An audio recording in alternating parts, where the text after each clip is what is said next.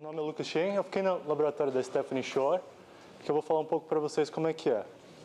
Então, essa é a Stephanie Shore, que tem a biografia dela. Ela é professora assistente, sênior professora na Escola de Saúde Pública. Ela dá aulas de fisiologia, especialmente fisiologia respiratória, e o âmbito de estudo dela é sobre obesidade e asma. No que ela faz, na verdade, ela usa modelos de animais para estudar os hormônios que são derivados do tecido adiposo. Essas aqui são duas que ela recentemente descobriu que tem muito impacto. E, basicamente, todo o estudo dela é em volta desse tema aqui. No laboratório dela, ela realmente é um laboratório que usa mais trabalho de bancada. Então, cirurgias, modelos de animais, como o Rodrigo Sato falou, provavelmente você não vai usar muito. O que a gente usa muito é ELISA, fazer Real-Time PCR, fazer Microwave e FlexEvent. FlexEvent é a única coisa que é mais próxima da cirurgia que vocês vão ter no laboratório dela, que é basicamente você vai pegar o rato, colocar nesse aparelho e medir a dinâmica respiratória do animal. Eu vou te falar então um pouquinho como é que é a dinâmica da pesquisa lá. Quando você chega lá, você vai ter 2 a 3 meses de treinamento. Isso vai ser aprender como pipetar, aprender onde ficam as coisas, a quem reportar, os níveis de segurança que você vai ter que ter, todo esse pré-treinamento antes de poder começar a trabalhar no laboratório. Porque, não sei se vocês sabem, nos laboratórios de lá são divididos em níveis de segurança. Então, tem nível de segurança 1, 2, 3, 4. Se eu não me engano, 4 é um que tem exposição à radiação, então você tem que ter um treinamento especial. No caso dela, não tem muito níveis de segurança que você precisa saber muito. A única coisa que é mais importante é que você vai mexer com o animal de vez em quando. Como é que é lá quando você vai trabalhar? Alguns alunos vão acabar recebendo projetos individuais, desenvolvendo nele desde o começo até o fim. No caso da Stephanie Shore, você fica com um subprojeto de um dos pesquisadores que já estão lá. São postdocs, são pesquisadores convidados, e, entre outros, ou o próprio projeto dela. Quando você fica afiliado a um subprojeto, você praticamente recebe um tutor. Eu vou falar mais como é que é esse tutor em seguida. O PI, que é Principal Investigator, é a Stephanie Shore. Então, todos os projetos que rolam no laboratório dela, ela tem sabedoria. Então, tudo que você fizer, tudo que os seus tutores fizerem, vocês vão acabar reportando a ela. Semanalmente, a gente tem um lab meeting, que não sei se ela mudou de horário ou vai permanecer o mesmo horário, mas na minha época era às terças-feiras de manhã. Nesse momento, você teria que reportar tudo o que você fez na semana anterior, se você atingiu seus deadlines, se você tem alguma dúvida e se você acha que tem alguma coisa que tem que melhorar. Então, é um ponto muito importante. Isso aqui, você praticamente não pode faltar. Apresentações. O Rodrigo Sato, ele falou um pouco que cada laboratório, dependendo das suas reuniões, vai ter uma apresentação. No caso da Stephanie Shore, sim, você tem uma apresentação, mas não é algo formal. Quando você está no lab meeting, você vai fazer essa apresentação, só que vai ser entre os seus colegas do laboratório. Então, não vai ter convidado de professor de fora, não vai ter aluno de outro laboratório. Isso é só entre vocês.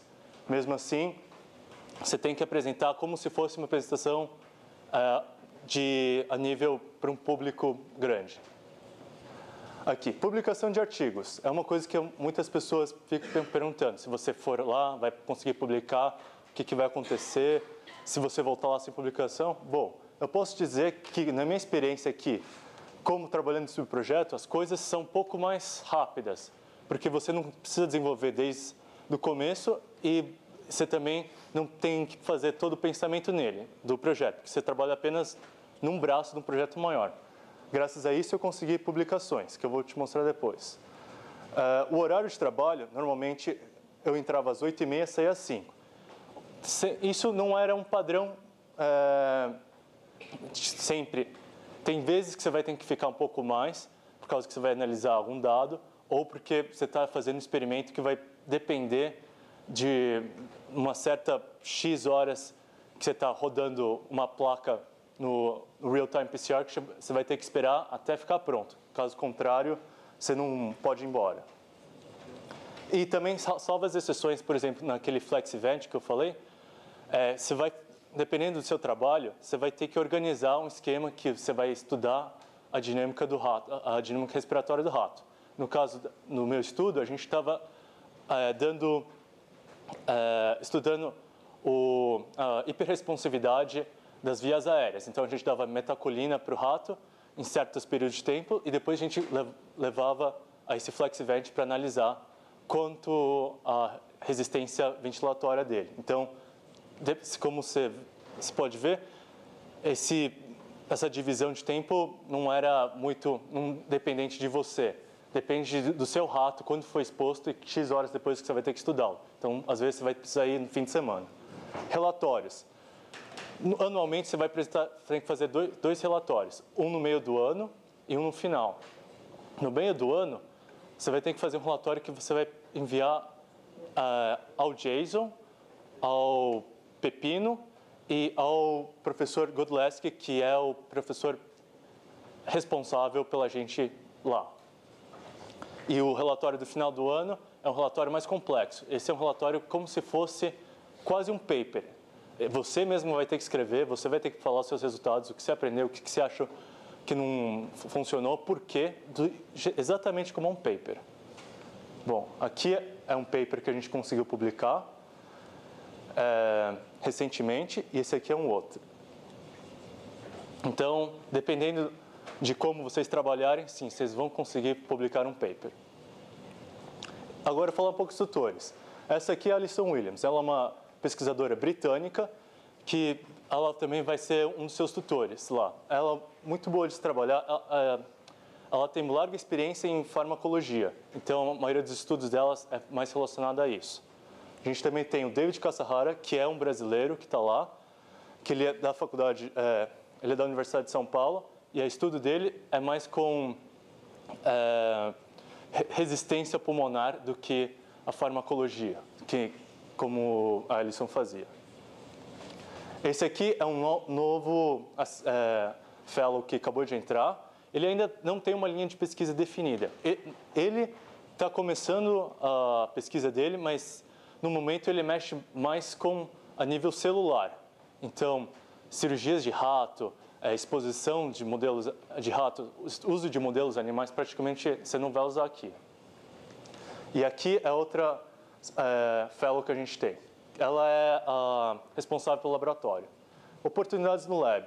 Você pode ter aulas de fisiologia, aulas de imunologia, pode participar de projetos paralelos, conferências, reuniões, contatos, e as férias, bom, pelo menos que eu tive, foi de 2 a 3 semanas. Aqui é um espaço que você pode entrar assim que você conseguir a carteirinha do Harvard, que você vai conseguir organizar o que você quer fazer. Fazer cursos, esse foi um curso que eu fiz, e aqui está o nosso curso anual que a gente vai lá, o nosso programa. As outras oportunidades no lab fora.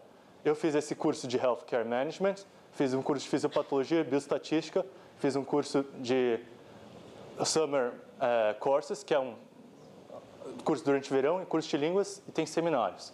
Aqui, seminários, por exemplo. Aqui teve um seminário do MIT, que também não tinha nada a ver, mas é oportunidade. Está lá, você pode ir. Então, não se restringe somente ao laboratório.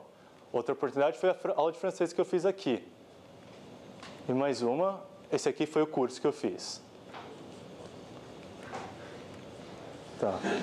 O que você precisa saber do ProLab? Bom, como eu te falei, o laboratório da Stephanie Shore é realmente bancada. Então, isso aqui é muito utilizado lá.